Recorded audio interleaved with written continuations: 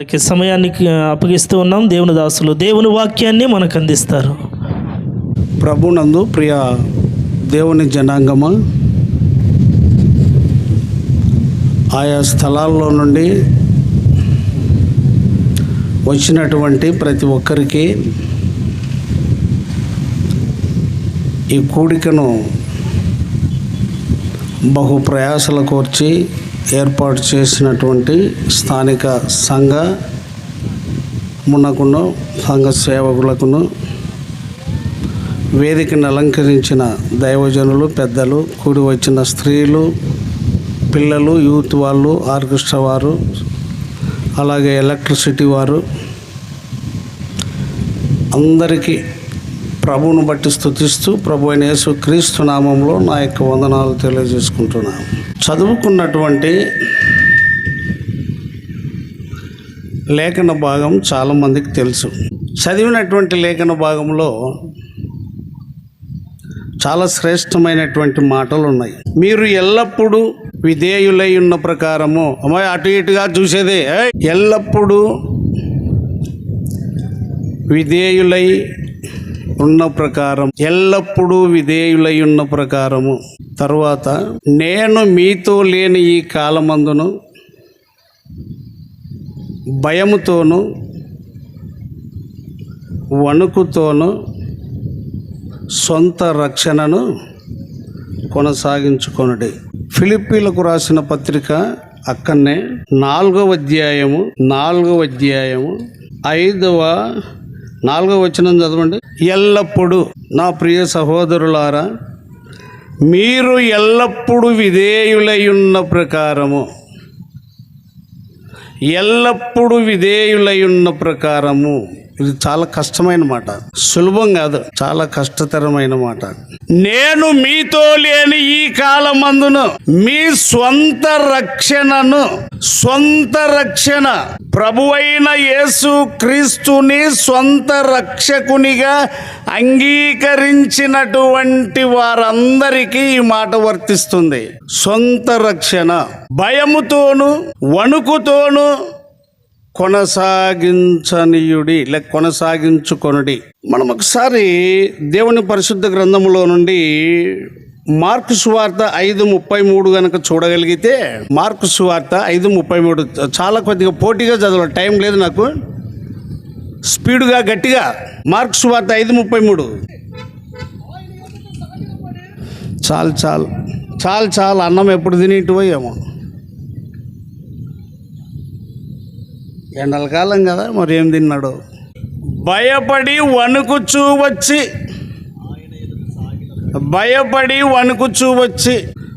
చదివిన ఫిలిప్పు పత్రికలో 2వ అధ్యాయం 12వ వచనంలో, భయముతోను వణుకుతోను మీ సొంత రక్షణను కొనసాగించుకొనుడి.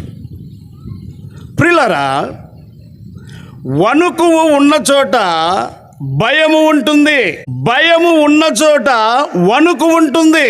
ప్రస్తుత దినాలలో వణుకుడు లేనటువంటి క్రిస్టియన్ లైఫ్ కనబడతా ఉంది. రిమోట్ సిస్టమ్, ఆనపాటికి బోధకుడిని మారుస్తారు, మళ్ళీ నెక్స్ట్ మీటింగ్కి బోధకుడు ఉన్నాడు, ఇంకో బోధకుడు ఉంటాడు. కారణం ఏమిటంటే వణుకు లేని, భయము లేని క్రైస్తవ్యం. ఆ స్త్రీ ఎందుకు భయపడింది, ఎందుకు వణికింది అని అంటే, ఈ సారాంశం అందరికీ తెలుసు. ఎన్ని సంవత్సరాలు, గట్టిగా చెప్పాలి, ఆటికి వినపడేటట్లా. ఎన్ని సంవత్సరాలు చెప్పగలుగుతాం, కానీ ఏదన్నా వస్తే నిలబడలేము. స్థానిక సంఘాన్ని వదిలిపెట్టి కూరగాయల గంపళ్ళు కదా, ఉత్తర కార్తీ ఎత్తుర గంప అన్నట్టుగా శుక్రవారం వస్తేనో మంగళవారం వస్తేనో ఏడాడ స్వస్థతశాలలు పెడతారు, అక్కడికి అంతా వెళ్ళేది మనమే, ఇక్కడ నిలబడి పాడేది మనమే. భయం లేదు, అనుకోలేదు. యేసు యొద్దకు వచ్చింది ఆమె, యేసు యొద్దకు వచ్చింది ఆమె. ఎవరు ఈ యేసు? ఆచారాలకు అలవాటు పడిన గుంపుకు, మత కట్ల చేత, మత పద్ధతుల చేత, మతాచారముల చేత ఆయన టైం పాస్కు వాడుకునే గుంపులు బోలెడనున్నాయి, సంఘాలు కూడా బోలెడనున్నాయి. ఆయన్ని క్లర్కా, ఆయన నీకు అటెండరా, నీకు వాచ్మేన్ ఆయన ఎవరో తెలుసా? చూడండి యోహాను సువార్త 1. ఈ పాటికి పోయిండాలి కదా దృష్టికి. ఆయన యా పాపమును మరునాడు యేసు యోహాను యొద్దకు రాగా నిద్రలో గలవడిస్తున్నారా ఎట్లా? యా పాపమును మోసుకొని పోవు. చదవగలుగుతాం, చెప్పగలుగుతాం, కానీ లోకానికి భయముతో కూడిన వణుకుతో కూడినటువంటి రక్షణ అనుభవం నీకు ఉండినట్లయితే యేసయ్యను చాలామంది తెలుసుకోవడానికి సులువవుతుంది మార్గం. తనకు జరిగినది ఎరిగి అంతా అయిపోగొట్టుకొని సంకటపడి విసుగు చెంది యేసుని గూర్చి విని ఇప్పుడు సంఘాలన్నీ ఎట్లా కట్టబడుతున్నాయంటే యేసుని గూర్చి వినకుండానే, ప్రార్థనలకు రాకుండానే, మారు మనసు పొందకుండానే, సిగరెట్లు మానకుండానే, సెల్లులు మానకుండానే, తల్లిదండ్రులను తన్నుకుంటానే, బోధకుణ్ణి తిట్టుకుంటానే, సంఘ పెద్దలు వడ్డీ లాభాల కొరకు సంఘంలో జొరబడుతూ వినకుండా చూశారు ఆ మాట. 5వ అధ్యాయం చూడండి, మార్కు సువార్త 5వ అధ్యాయం. ఆమె ఏమని విన్నది? దొరకలేదా వచనం ఇంకా? ఎవరిని కూర్చి విని? సార్ పాట బాగా పాడారు కానీ చాలా సంతోషమైంది. ఇప్పుడు ఆ మాటలు చాలా చప్పగా ఉన్నాయి, పీడకలలకు ఉంది నాకు. చెప్పదే మాట గట్టిగా. యేసుని గూర్చి విని, యేసు ద్వారా జరిగిన కార్యమును చూసి. అపోస్తుల కార్యం 16వ అధ్యాయం, త్వరగా పెద్దలున్నారు నా వెనకాల. 29వ వచనం, అపోస్తుల కార్యం 16:29. Only one voice. ఇద్దరు సైలెంటా? అతడు దీపము తెమ్మని చెప్పి లోపలికి వచ్చి వణుకుచూ వచ్చి, ఐలారా రక్షణ పొందుటకు నేనేమి చేయాలి? అందరికీ పరిచయమైన వాక్యమే. ఇక్కడ కొత్త వాక్యం ఎవరేం చెప్పరు, అందరికీ పరిచయమైన వాక్యమే. అయితే నీ స్వంత రక్షణను ఎల్లప్పుడూ విధేయులై ఉన్న ప్రకారము, ఎల్లప్పుడూ విధేయులై ఎప్పుడు ఉంటామా? పాటల క్యాసెట్ ఏది కొత్తది వచ్చినా విడువరయ్య సంఘస్థులు 8 రోజుల కల్లా పట్టేసి పాడతారు. ఏమైనా చేయగలవు. పాడని ఊరు లేదు, పాడని సంఘం లేదు. ఏం చేసినాడు ఆయన? నువ్వు మారిండేదే లేదు. ఆయన ఏం చేసినాడు? ప్రియులరా, ఒక యవనస్తురాలకి ఒక యవనస్తునికి పెళ్లి జరిగింది. లోకంలో ఒక నానుడి గలదు, ఎన్ని సుళ్ళలు చెప్పి, అరే మీకు అలవాటు లేనట్టుంది, 100 సుళ్ళలు చెప్పి ఓ పెళ్లి చేయాలట. ఒక అబద్ధానికే పటాపంచలైపోతున్న పెళ్లిళ్ళు 100 సుళ్ళలకి ఇంక ఎంత పటాపంచలు కావాలది? అది చెప్పేటోళ్ళు బుద్ధిమంతులా, వినేటోళ్ళు బుద్ధిమంతులా, మరి చేసుకునేటోళ్ళు బుద్ధిమంతులా? ఎట్లా అర్థం కాదు అది. ఇప్పుడు దాని గురించి వివరించడానికి వీలు కాదు, కానీ 100 సుళ్ళలు చెప్పి పెళ్లి చేయాల. అమ్మాయికి అబ్బాయికి ఎట్లనో పెళ్లి చేసేసారు. మంచోడు మంచిది, ఇది ప్రతి ఒక్కరు చెప్పే మాట. మంచోడు మంచిది. ప్రియులరా, పెళ్ళి అయితే జరిగింది, 8 రోజులు అయింది. రాత్రి 12 అయితే కూడా ఇంటికి రావడం లేదు. ఎవరు? కొత్తగా పెళ్ళైన అబ్బాయి. ఈ అమ్మాయి తలుపు తెరుచుకొని ఉండాలి. ఎప్పుడు వస్తాడో తెలియదు, ఏ రీతిగా వస్తాడో తెలియదు. ఇట్లా 2 నెలలు జరిగింది. ఎవరికి చెప్పలేదు, ఒక్క మాట కూడా. అత్తమామలకు చెప్పలేదు, తల్లిదండ్రికి చెప్పలేదు, ఇంటివారు ఎవరికి చెప్పలేదు. కానీ నిరీక్షణ ఏమిటి అనంటే, సండే స్కూల్లో వాక్యం విని ఈ అమ్మాయి రక్షణ పొందింది. ప్రభు స్తోత్రం, చప్పట్లు కొట్టండి ఒకసారి. రైట్, రక్షింపబడ్డది. ఏమిటి ఆ రక్షణ అనంటే, ఆమె నేర్చుకున్న అనుభవము, రక్షణ విషయములో ఎదుగు నిమిత్తము ఏ పాలు? 1 పేతురు పత్రిక. ఇంత ఆలస్యమా? మీరు క్రొత్తగా జన్మించిన శిశువులను పోలిన వారై నిర్మలమైన కలంకము లేని నిష్కల్మషమైన వాక్యమును పాలవలన రక్షణ విషయములో ఎదుగు నిమిత్తము వాక్యం అనే పాలను ఆపేక్షించుడి. తొలి నెలలోనే ఆ పాప జీవితం భయంకరమైన తుఫానుకు గురైపోయింది. త్రాగి వస్తున్నాడు, కళ్ళు ఎర్రగా ఉన్నాయి, వచ్చి ఇంట్లో బోర్ల పడుతున్నాడు. ఎవరికి చెప్పింది కాదు. వాక్యం అనే పాలు బాగా తాగింది కాబట్టి ఆ పాల యొక్క శక్తి వలన అనేక రీతులుగా వాక్యము చదివి గ్రహించిన ఆమె మనోనేత్రం తెరవబడ్డది. కాబట్టి 1 కొరింథీ పత్రిక 6వ అధ్యాయం 9వ వచనం. ఇంత ఆలస్యమా? మోసపోకుడి, ఇంకా ఇంకా ఇంకా ఇంకా ఎక్కడ?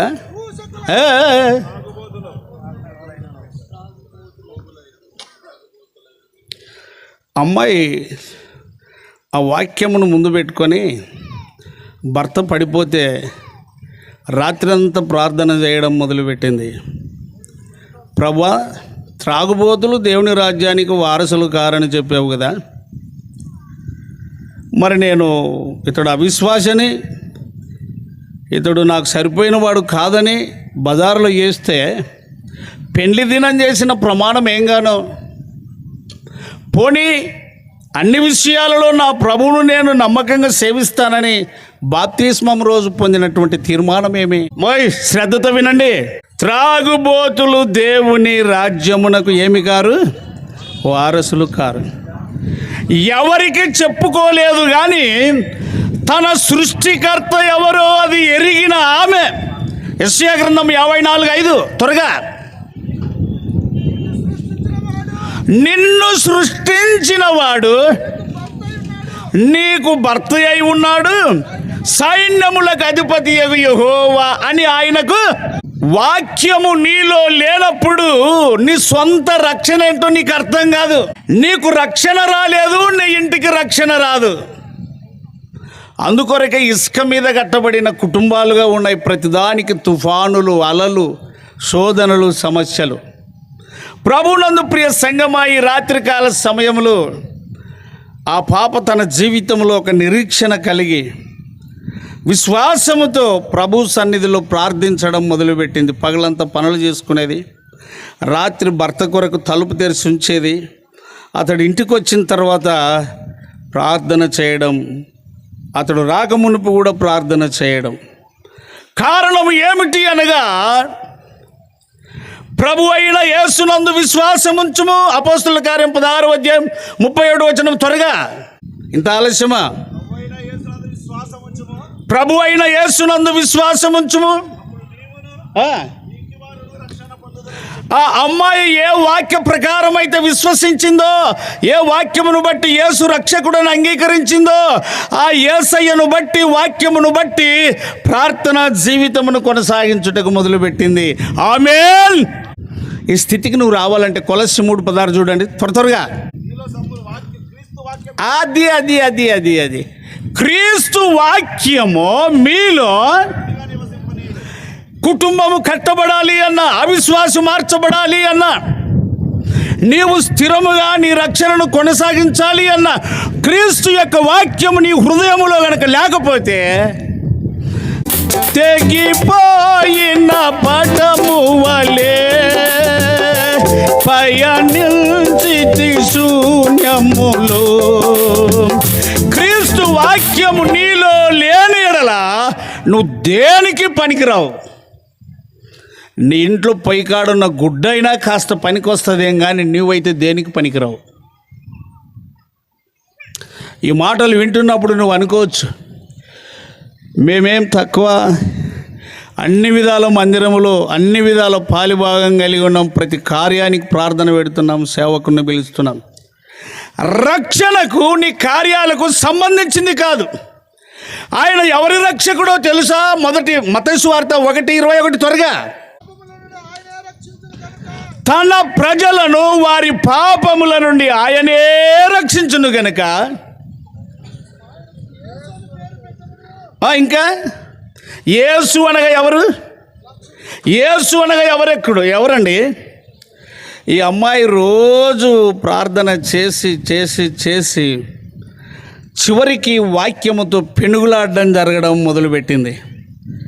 ప్రభువా, నువ్వు ఇచ్చిన రక్షణ సత్యమైనదైతే నా భర్త ఖచ్చితంగా రక్షింపబడాలి. ప్రభు అయిన యేసునందు విశ్వాసం ఉంచుము, నీవు నీ ఇంటి వారన్నావు కదా, నేను నా భర్త ఇద్దరం కలిసి ఒక ఇంటి వారం కదా, మా ఇద్దరిని జత చేసావు కదా, మా ఇద్దరు ఏక శరీరము కదా, ఈ శోధన వచ్చింది కదా, నేను నమ్మినప్పుడే నీతో ప్రమాణం చేశాను కదా, దేవుని దాసుడు అడిగినప్పుడు మరణము వరకు నమ్మకంగా ఉంటానని. అలలు తుఫానులు దిండికి వస్తాయండి ప్రియులారా. చూడండి మత్తయి సువార్త 24:11-12 త్వరగా. వచ్చి పలువురిని మోసపరిచెదరు, అక్రమము విస్తరించుట చేత అనేకుల ప్రేమ చల్లారును. రక్షణ పొందిన నీవు, బాప్తిస్మం పొందిన నీవు, క్రీస్తును అంగీకరించిన నీవు అంతటితోనే పని అయిపోలేదు. ఎంతవరకు సహించాలి? ఎంతవరకు సహించాలి? ఎవరు ఎన్ని మాట్లాడినా, ఎవరు ఏమి చేసినా మీ స్వంత రక్షణను నువ్వేం చేయాలి? అమ్మాయి యొక్క జీవితంలో భయంకరమైన తుఫాను రేగింది, కానీ భర్తను బట్టి, భాగస్వామిని బట్టి సాటి అయిన సహాయము అన్నాడు. ఆదికాండం 2:18 చూడతారుగా. అప్పుడు దేవుడైన యెహోవా ఆదామునకు గాఢ నిద్ర కలగజేసి అతడు నిద్రించినప్పుడు అతని ప్రకటనలో ఒక దారిని తీసి ఆటికి చాలు. 18వ వచనంలో ఏముంది? మరియు దేవుడైన యెహోవా నరుడు ఒంటరిగా ఉండుట మంచిది కాదు, వానికి సాటి అయిన సహాయమును. చాలు. సాటి అయిన సహాయము, అర్ధాంగి, భాగస్వామి, నీలో అర్ధ భాగము. మీరు ఎల్లప్పుడూ విధేయులై ఉన్న ప్రకారము నేను మీతో లేని ఈ కాలమందును భయముతోను వణుకుతోను మీ సొంత రక్షణను నువ్వేం చేయాలి? ఈ యవన స్త్రీ సండే స్కూల్లో వాక్యం విని రక్షింపబడ్డది, కానీ క్షుణ్ణంగా విన్న ప్రతి వాక్యాన్ని నెమరు వేసుకుంటూ ప్రార్థన చేసుకుంటూ, ప్రభువా నీవు రక్షకుడవైతే, నన్ను రక్షించినది నిజమైతే, నా ఇంటిలో నా భర్త రక్షింపబడాలి, నా పొలము నిలిచి ఉండాలి. యోహాను సువార్త 15:16 త్వరగా. యోహాను సువార్త 15:16. మీరు నన్ను ఏర్పరచుకొనలేదు, మీరు నా పేరట తండ్రిని ఏమి అడుగుదురో అది ఆయన మీకు అనుగ్రహించున్నట్లు మీరు వెళ్ళి ఫలించుటకును. విశ్వసించిన ఓ విశ్వాసి, సేవకులైనా సరే, పెద్దలైనా సరే, నువ్వు ఎవరివైనా సరే, నీ ఫలము నిలిచి ఉండాలని ప్రభు ఆశిస్తూ ఉన్నాడు. నీకిచ్చిన రక్షణ మరొకరికి నీ నుండి రక్షణ కార్యాన్ని తెలియపరచుటకు నిన్న రాత్రి దేవుని దాసులు చెప్పారు, పెద్దలు గౌరవనీయులు షేక్ మబ్బులయ్య గారు. నువ్వు రక్షింపబడ్డావంటే అది నీ వరకే కాదు, కానీ నీ నుండి ముందుకు వెళ్ళాలి రక్షణ కార్యమని. మీ ఫలము నిలిచి ఉండుటకును, ఇంకేమంటాడు, నేను మిమ్మును లోకములో నుండి, ఇంకా ఏమంటాడు? సరే, ఆ వచనం పూర్తి చేసినట్టున్నాడు దానిలయ్య గారు. మీ ఫలము ఏమై ఉండాలి? మీ ఫలము ఏమై ఉండాలి? ఇప్పుడు అమ్మాయి ప్రభువుని విడిచిపెట్టాలా, కుటుంబాన్ని విడిచిపెట్టాలా, భర్తని విడిచిపెట్టాలా, ఎవరిని విడిచిపెట్టాలి? ప్రమాణం ఏమని చేసింది? బాప్తీసం రోజు ప్రమాణం ఏమని చేసింది? అరే మీకు తెలదా? మీరు అంత బాప్తీసాలు పొందలేదా? సగమేనే శ్రమలు వస్తే విడిచిపెడతామనే చెప్పండి. మీరు చెప్పిందేమో. ప్రియులారా, నిజముగా నువ్వు రక్షింపబడి ఉంటే నీ ఇంటి రక్షణ కొరకు నీవు ఎన్ని శ్రమలను అనుభవించవలనో, ఎంత ప్రార్థనా జీవితం కలిగి ఉండవలనో ఇతరులకు తెలియపరచాలి. చివరి రోజు తీర్మానం చేసుకొని భర్తకు చెప్పింది, అయ్యా ఈరోజు మాత్రం బయటికి పోవద్దు, ఈ రాత్రి అంతా నేను ప్రార్థనలో ఉంటానని. ఆ అమ్మాయి ప్రార్థన చేస్తూ ఉంటే వారి ఇంటి వారంతా వాకిలి ద్వారబంధము దగ్గర నిలవబడి ప్రభువా, త్రాగుబోతులను మార్చే దేవుడవు, నరహంతకులను మార్చే దేవుడవు, నన్ను మార్చిన దేవుడవు, నన్ను రక్షించిన దేవుడవు, నాకు సమాధానం ఇచ్చిన దేవుడవు. ఈ ఇంటిలో రక్షణ కార్యము జరగాలి, ఈ ఇంటిలో రక్షణ పొందాలి అని ఆమె ప్రార్థన చేస్తుంటే, ఈ యేసు ఇంత గొప్పవాడా? ఇంత క్రూరులను మార్చగలుగుతాడా?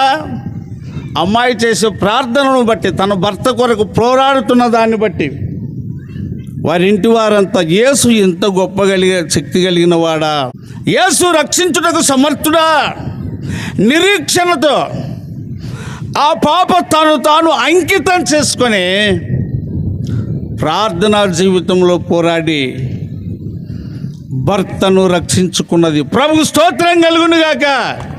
మరి నీ అనుభవం ఏమిటి? నీ తీర్మానం ఏమిటి? నీ భార్య మారలేదు, ఏం చేస్తున్నావు? నీ భర్త మారలేదు, నువ్వేం చేస్తున్నావు? నీ ఇంట్లో మీ అత్తమామలు మారలేదు, నువ్వేం చేస్తున్నావు? ప్రియులారా, నేను చెప్పగలుగుతున్నా, యేసు క్రీస్తు యొక్క కృపను గనుక నీవు ఎరగగలిగితే నోవాహు అలాంటి లాభం కొరకే ఓడలోకి వెళ్ళాడా? చూడండి, ఆదికాండము 6వ అధ్యాయం 8వ వచనం త్వరగా. అయితే నోవహు యెహోవా దృష్టి యందు, ఎవరండి? నోవహు అనగా నెమ్మది. రక్షింపబడిన నీవు, ఓ చెల్లి, ఓ అక్క, ఓ తాత, ఓ పెద్ద, నీవు నోవహు వలె ప్రభువును నమ్మి ఉంటే నీ ఇంట్లో నెమ్మది ఉందా? నెమ్మది ఉందా? ఆయన నెమ్మది ఇవ్వగలిగిన వాడు సమస్యలు సృష్టించగలవాడు కాడు.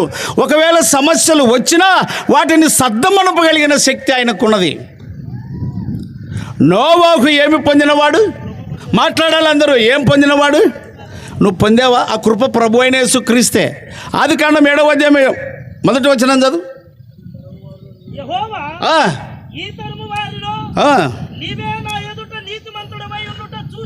నోవాహు లాంటి సాక్ష్యం నువ్వు కలిగి ఉన్నావా? నోవాహులాగా కృపను పొందిన అనుభవం నీకున్నదా? 7:7 చూడండి, ఆదికాండం 7:7.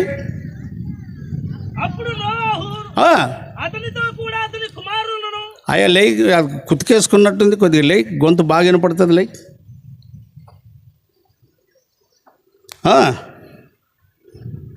అప్పుడు నోవాహును అతనితో కూడా అతని కుమారులను అతని భార్యయు ఆయన కోడన్లను ఆ ప్రవాహ జలములను తప్పించుకొనుటకు ఎక్కడ ప్రవేశించిరి?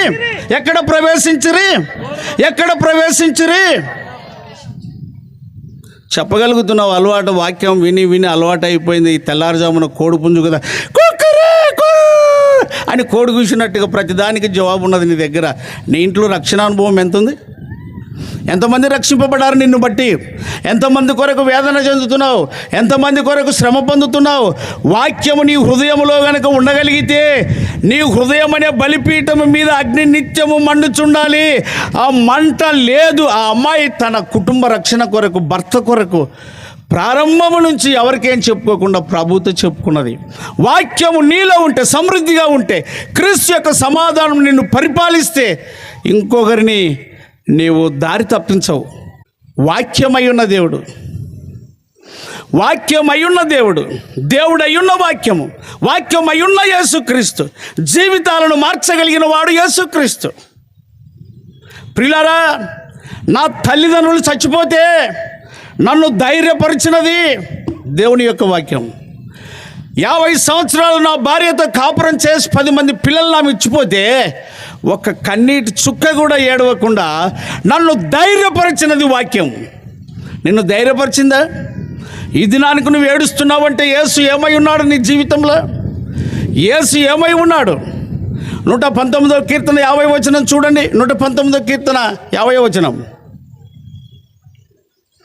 నీ వాక్యమే నన్ను బ్రతికి, చప్పట్లు కొట్టు.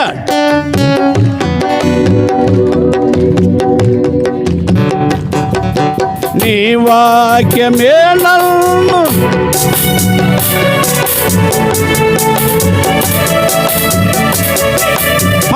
పట్టు చప్పట్లు. కృపాశక్తి దయాశక్తి సంపూర్ణుడా, వాక్యమై రక్షణ యేసు వందనమయ్యా.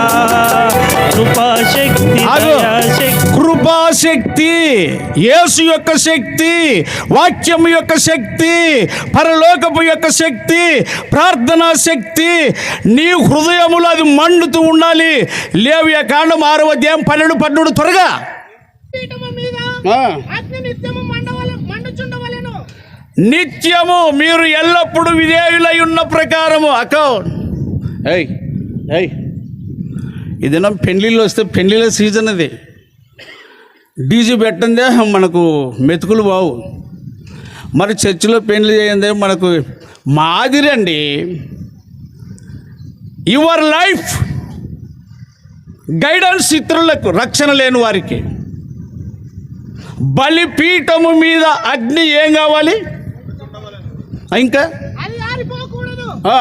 నైవేద్యమును గూర్చిన విధి ఏదనగా అహరోను కుమారులు యెహోవా సన్నిధిని బలిపీఠమున ఎదుట దానిని నర్పించవలెను. ఇంకా అతడు నైవేద్యము తైలము నుండియు దాని గోధుమ పిండి నుండియు చేరడి పిండిని నూనెను దాని సాంబ్రాణి యావత్తును దానిలో నుండి తీసి జ్ఞాపకము. అక్కడ 2 మాటలు ఉన్నాయండి.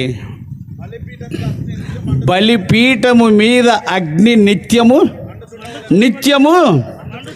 ప్రిలారా, ఒకసారి వెనక్కి మళ్ళీ చూసుకోండి. స్టేజ్ మీద పాటలు పాడడం కాదు కానీ, స్టేజ్ మీద ఏదో కనబడుటకు కాదు కానీ, కార్యక్రమాలు చేయుటకు యేసును వాడుకోవడం కాదు కానీ, రక్షణానుభవములోనికి, పాప క్షమాపణ అనుభవములోనికి, పశ్చాత్తాపము యొక్క అనుభవంలోనికి నీ జీవితము ఇతరులను నడిపించుటకు ఎంత ప్రసవ వేదన పడుతున్నది. గలతీయులకు రాసిన పత్రిక 4వ అధ్యాయం 19వ వచనం. నా పిల్లలారా, క్రీస్తు స్వరూపం ఏర్పడు వరకు మీ విషయమై మరల నాకు ప్రసవ వేదన కలుగుచున్నది. నేను అడుగుతా, పౌలయ్య స్త్రీనా? అయ్యా పౌలయ్య స్త్రీనా అన్న? వెనకున్నోళ్ళని కూడా పౌలయ్య స్త్రీనా? ఆయనకు ఏ వేదన? ఉన్నదానికి వేదన. సంగమా, విశ్వాసి, సంఘము శ్రమపడాలి, విశ్వాసి శ్రమపడాలి. నోవాహు తన కుటుంబం కొరకు ఎంత శ్రమపడ్డాడు. ఎవరెవరు వెళ్ళారండి ఓడలోనికి? 7వ వచనం, ఆదికాండం 7:7. ఎవరెవరు వెళ్ళారు? త్వరగా పలకండి. పలక. నువ్వు వాళ్ళ లెక్క బలంతో లేచన్న గట్టిగా చదువు. అప్పుడు నోవాహును అతనితో కూడా అతని కుమారులను, అతని భార్యయు, అతని కోడండ్రును ఆ ప్రవాహ జలములు తప్పించుకొనుటకు ఎక్కడ ప్రవేశించిరి? మీ సొంత రక్షణను భయముతో వణుకుతో కిస్ చేసుకొని తినేది కాదు. బర్త్డే చేసుకొని కేక్ కట్ చేసి చికెన్ తినేది కాదు. బాడగ పాస్టర్లు దండికి వస్తారు. బాడగ పాస్టర్లు బాడగెద్దులు కదా వచ్చినట్ల. నిన్ను ఏమనరు. బలి చేసినావన్నా, పెద్ద కేసుకి తెచ్చినావన్నా, చికెన్ బల పెట్టినావన్నా, వైట్ రైస్ బల పెట్టినావన్నా అన్నా, ఈ ఎండాకాలం ద్రాక్షలేసి మజ్జిగలో నాన్న ఎంత చేసినావన్నా పెరిగానా, చల్లగా సప్పట్లు కొట్టి నిన్ను నూకిపోతారు. నగే కాదు నేను చెప్పేది. నోవాహు తన కుటుంబము ఓడలోనికి ప్రవేశించు. 24:15 చూడండి. యెహోషువ గ్రంథం 24:15. యెహోవాను సేవించుట అంటే రెఫరెన్స్ మతికి లేకుండా పలంనీకి మొదలు పెట్టాడు అనమాట. చదువు. యెహోవాను సేవించుట మీ దృష్టికి కీడని తోచిన ఎడల మీరు ఎవరిని సేవింప కోరుకొందురా? నది అంతరిని మీ పితరులు సేవించిన దేవతలను సేవించెదరు. అమోరీల దేశమున మీరు నివసించుచున్నారే, వారి దేవతలను సేవించెదరు. నేడు మీరు కోరుకొనుడి.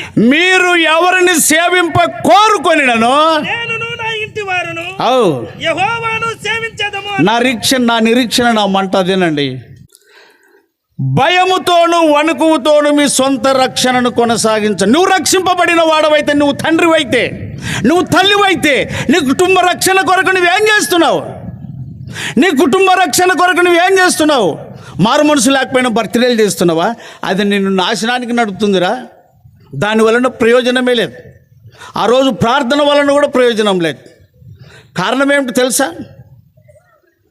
యెహెజ్కేలు గ్రంథం 33:18 చూడి త్వరగా. దుష్టులు మరణం నొదుటి వలన చదవండి. ఇదివరకు ఒక వ్యక్తి ప్రార్థన చేశాడు, ఒక సేవకుడు. ఏ గుండెను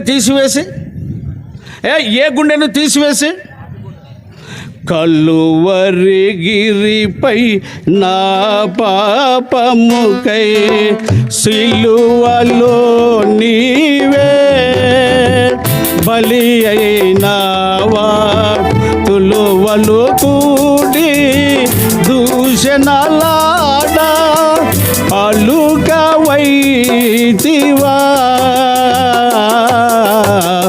కలుషరహితుండా పలుకవైతివా, కలుషరహితుండా కలువరి గిరిపై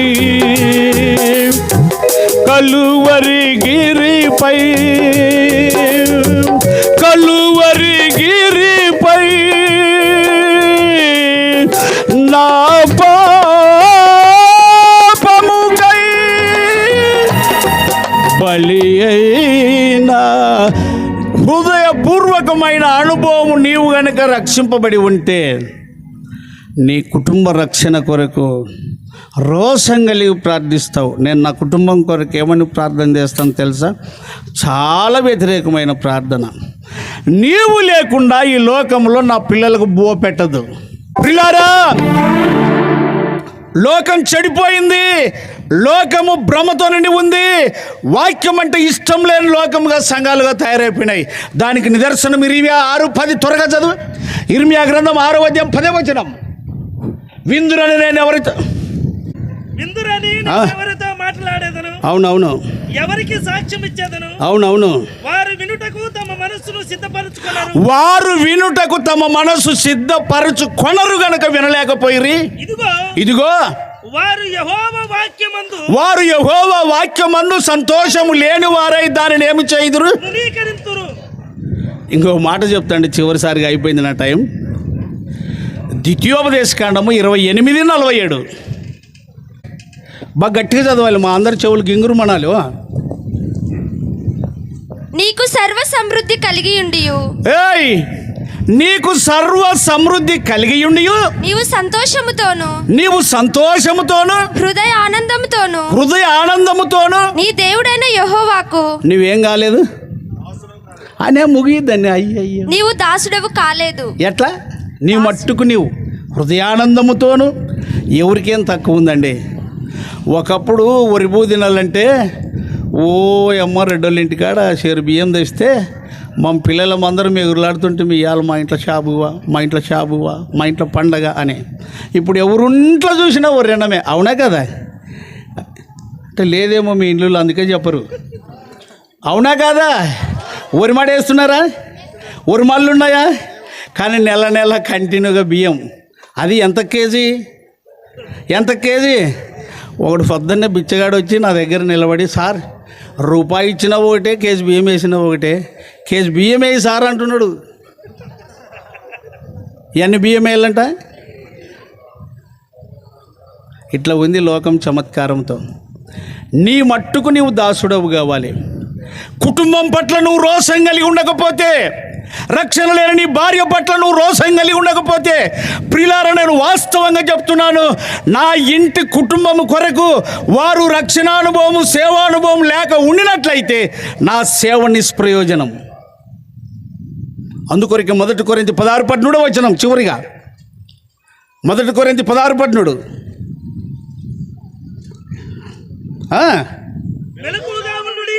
అందరికీ చెప్తున్నా, 2 చేతులు జోడించి స్పీడ్గా వెళ్ళొచ్చాను. ఎందుకంటే ఇంకా అక్కడ ఇక్కడ తవ్వితే టైం బాగుండదని. ఎట్లున్నుడి? ఆ వెనకున్న వాళ్ళు కూడా ఎట్లున్నుడి? ఏమిట్లోనో ఆ అమ్మాయి పెళ్ళయింది, కానీ సమస్యలన్నింటినీ హృదయంలో పెట్టుకొని రక్షించిన దేవునికి చెప్పుకున్నది. మెలకువ యోనా చెప్పాడు, ఈ కీడంతా నన్ను బట్టే వచ్చింది, నన్ను ఎత్తి ఆడబారేయండి. మెలకువ మెలకువ. నెబుకద్నెజరుతో చెప్పారు, నెబుకద్నెజరు రాజువైనా నీకు ప్రత్యుత్తరమియ్యవలెనన్న చింత మాకు లేదు. అయ్యా, మేము సేవించుచున్న దేవుడు రక్షించకపోయినా సరే, రక్షించినా సరే అది మెలకువ, అది మెలకువ. ఉన్నదా ఈ మెలకువ? మళ్ళీ స్టార్ట్ చేయమాట. మెలకువగా ఉండుడి.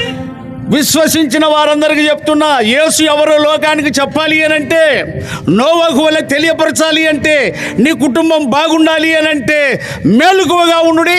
విశ్వాసమందు నిలకడగా ఉండుడి. విశ్వాసమందు నిలకడగా ఉండుడి. పౌరుషము గలవారై ఉండుడి. పౌరుషము గలవారై ఉండుడి. బలవంతులై ఉండుడి. బలవంతులై ఉండుడి. ఈ లక్షణాలు కలిగి ఉండకపోతే మీరు ఎవరో నాకు తెలియదు. విన్న వాక్యాన్ని బట్టి నా ప్రియులారా, మీరు ఎల్లప్పుడూ విధేయులైన ప్రకారం నేను మీతో లేని ఈ కాలమందును మీ సొంత రక్షణను భయముతోనూ వణుకుతోనూ ఏం చేయాలా? కొనసాగించాలా. దీని గురించి మాట్లాడుటకు గెలికి చెప్పుటకు చాలా ఉన్నాయి, కానీ నా వెనకాల దైవజనులు ఉన్నారు, చాలా దూర ప్రాంతం నుండి వచ్చారు. అయ్యగారు కూడా మాట్లాడాలని ఆశపడుతూ నన్ను సమయాన్ని అధ్యక్షుల వారికి ఇస్తున్నా. సావధానంగా విన్న మీరు సొంత రక్షణను ఎట్లా చేయాలి? ఆ చుట్టం వస్తే చెప్తే కాదు, ఈ చుట్టం వస్తే చెప్తే కాదు, బాడగ పాస్టర్ల నుంచి చాలా ముప్పు ఉన్నది, చాలా జాగ్రత్త.